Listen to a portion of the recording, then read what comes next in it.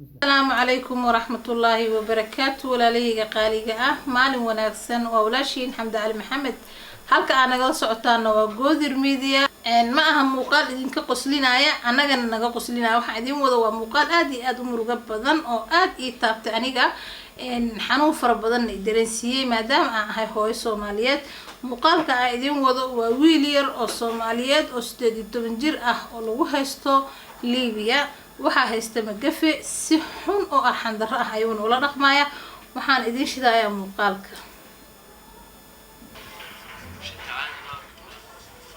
muuqaalkan waa muuqaalkii laga soo duubay wiilka yar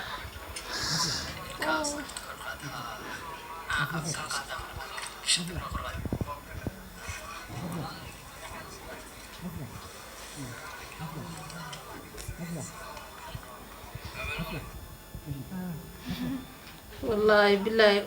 الدنيا دي انت جوجت wax walba waa arkaysaa حسبنا ونعم الوكيل wax la daawan karo ama damiirka qofka bini'aadanka uu qaadan karo inuu daawado ma aha ilaahay subhanahu wa ta'ala waxaan ka rajeynayaa gacantiis adag uu ku jiro inuu ka soo baxo waxaan Soomaali weydiisanaynaa oo Soomaali aan ka codsanaynaa inay u kacaan ay u gurmadaan hooyada Soomaaliyeed ee dhiban ee wiilkeedii maanta dhibka lagu haayo inta muuqaal looga soo duubo loo soo diraa lala hadashiinayo asagoo xabad qori inta lagu qabto halkaas laga saaro ooynaay lala soo hadashiinayo asagoo maxay ahaday wallahi wax ka sheekeyn kara ma ahan subhanallah ilaahu wada Soomaali u maqan Soomaali way dhiban tahay meel walba ku dayacan tahay ilaahay subhanahu wa ta'ala hanoo gargaaro ilaahayna hanaga dhigo kuwi uurkooda isku furo oo hal dhinac u wada jeesto Soomaali aniga sida aan ku aqaan inay isku gurmadaan isgarab qabtaan qofka dhiban loo wada kaco waxa idinka codsanaya kun iyo koow jeer idinka codsanaya anigoo ah hooyo Soomaaliyeed ina u istaagna anagoo dhan oo dhameystiran hooyada Soomaaliyeed ayadoo hadlayso codkeeda waan awoodi waayay maadaama ay qof dhiban ay tahay oo waalid ah inaan ku celiyo taleefankii oo muuqaalka horeeto aan ku wareysto channelkayga soo galiyay inaan muuqaalkaana mar labaad inta aan wareysto damiirka isiin waayo qofka bini'aadanka ah markuu nabarka ku yaalo marka danqiso oo mar labaad ka danqiso xanuunkeeda leedahay hooyadaas way dhiban tahay inaan sii danqiyo oo maanta dhan aan marba taleefan ka waco aan idin maqashiyo oo ii suurtagal weysay ayadoo hadlayso codkeeda oo ila hadlayso oo idin codsanaysa inaad garab istaagtiin channelkayga ku jirta maanta maxay ahayd lambarkeeda iyo lambarka wiil ay dhashay oo wiilka xiran abti ah labadaas lambarba waxaan rabaa inaan maxay ahayd idin soo qoro ina hooyadaas la xiriirtiin ina caawisiin qofkii duco ku caawin karo inuu duco ku caawiyo qofkii gacan ka caawin karo oo walaal iska rabaa wiilkeedii lacag buu u xiray lacag baa loo haystaa hooyada Soomaaliyeed halala hadlo halala xiriiro halala qaybsado xanuunka halala qaybsado dhibaatada qofkii u awoodo maanta inuu wax ka qaato hadaad $1 maanta ku caawiso ama 100 shilin oo Kenya ah ku caawiso adigana sadaqay ku tahay ayadana meel bay u buuxinaysa boqol lagu daray ayaa lacag noqota taasaana maxay ahayd wax kabta maanta qof walba Soomaaliyeed ana qof aan dhahay maanta 100 shilin bixi ma jirto qof aan dhahay $1,000 bixina ma jirto qof walba wixii uu awoodo ku caawiyo hooyada Soomaaliyeed lambarkeeda idin soo qoreyna lambarka wiilka idin soo qoreyna abtiga ah oo maxay ahaydeen aniga iyo imaaday igana codsaday inuu barnaamijkan aan la qaybsano bulshada Soomaaliyeed social media loo soo bandhigo hal sano iyo 2 bilood ayuu xiran yahay wiilkeeda soo dhawo walaalkii waa dhawahay walaashay magacayga waa Maxamuud Cabdi Xasan oo maslax abtigiis marka maslax waa dhibane waa qof walaalkeen oo dhiban marka walaalaha muslimiinta waxaan ka codsan lahayn inay na soo caawiyaan ninka ducaan ugu kaalmeyn karo ninka codkiisa ninka xooggiisa lacag bas ma isku kaalmeeyo ninba wuxuu tabartiisa ay tahay inuu nagu kaalmeeyo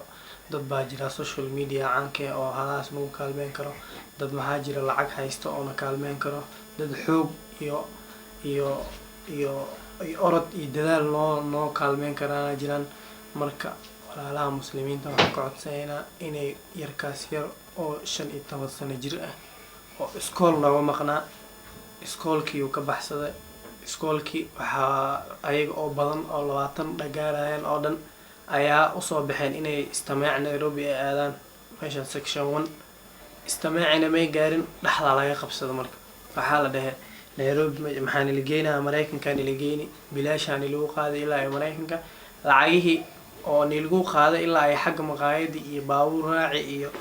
iyo doontin liga oo aniga bixinana marka Mareykanka tagtiin oo aad shaqaysiin aanu soo celinaysiin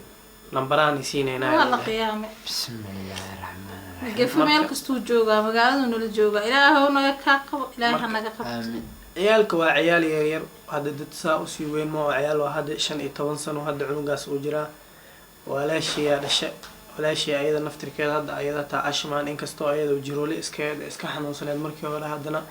muuqaalka wiilkeeda markay aragtay hadda geeday ku xiran tahay waa la tawa way dhaada waxa hadda uu ordaayo waa ani iyo hooyaday oo asaga ayadiisay ana abtigiisa bis cid kale oo hadda u maqan oo u ordeyso oo maanta u damqanayso oo u daba ordeysa dadkii dhan maalimaha oo hor unbaa la xiiseeyay intuu meesha lagu haystay ka dambaana laga kala aamusay marka sanadka hadda soonka la soo dhaafay 2 bilood ka hor la qabsaday cunuga soonkiisa kala waa dhamaaday bishi kala hadda dhamaanaysa soonkiisa waa sanad iyo 1 bil 2 bil meelahaas intaas cunuga la haystaa inta la dilayna anagu unbaa daaweyneyna oo mar lacag aan u dirno mar lacag oo waxa lacagta hadda laga rabo may qeydhan tahay $15,000 ay lacag xoog leh waay marka wixii hadda anagana wax aan filinayna ma cunug iskool nooga maqnaa waay marka haddana wax oo maamada hooyaday asaga ayadiisa wax u shaqeynaya anuu ahaa haddii anigina taas wax ma ka qaban kari inaa cid biil iyo waxa wax ka qaban karo mooyee hadda taas $15,000 fadhigo hal markoo ku keen $15,000 fadhigo ku keen way yeeli kartid waa sax adkaate anigana dhalinyaro aska ahay marka wallaahi arintaas murugadeeda maxaa ka codsanay bulshada Soomaaliyeed waxaan ka codsan lahaa ay daawanayso ninba wuxuu igu caawin karaa igu caawi hataa walow kaana shilinko hataa meel bay ii buuxini hadaa 10 qof oo min shilin siiso waa 10 shilin lacag bay laakiin marka aad kaliya shilin siinaysa lacag ma laakiin haday isku ka imaado lacag bay ii noqoni marka cunugana way ii deyni cunugana hadii abtina waa ogtiin dibkiisa waa hooyanaas la'aan meesha hooyadiis anaa ku jiro meesha aabiis iyo hooyadiisna ayaydiya ku jirta haddana marka ani iyo asaga ayaydiisa u ordeyno marka bulshada Soomaaliyeed meel walba ay joogaan dal iyo dibad waxaan ka codsanayaa cunugaas yar oo saqiirka in la igu soo kaalmeeyo meeshu ku xiran yahay waa Liibiya hadda nimankii qoladii haayeen haddana way ka gudbiyeen gacan nin kale u dhiibeen haddana nimankaasi 700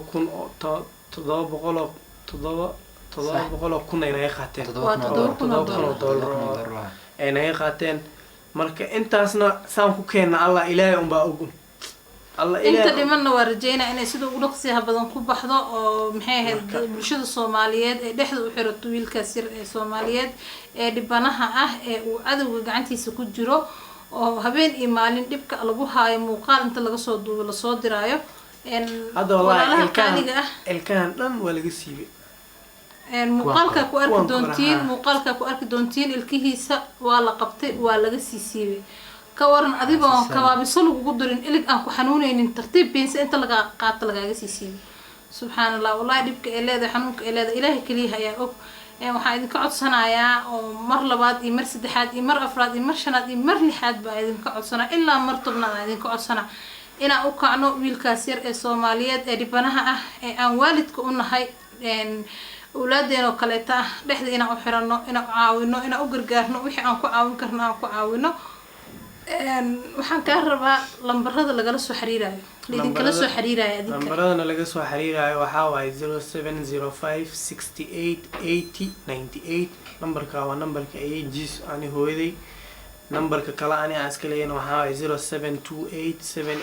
0728789864 kaasna ana iska leh labadaas lambar aan lagala soo xiriiri kartiin marka asxaabay lambaradana qoraal ahaan editingka way idin soo raaci doonaan ciwaanka videoga loo soo sameyn doonana waa lagu soo qori doonaa waa lambarka abti uu wato iyo lambarka ay haysato ama hooyo ay haysato wiilka hooyadiis way xanuunsan tahay walba ayadoo iska xanuunsaneed ayaa wiilkeedii dhibaatada haysata markii la tusay ku dhufatay geed bay ku xiran tahay sidoo abtiba noo sheegay waa qof ayadaba maskaxiyan hadeertan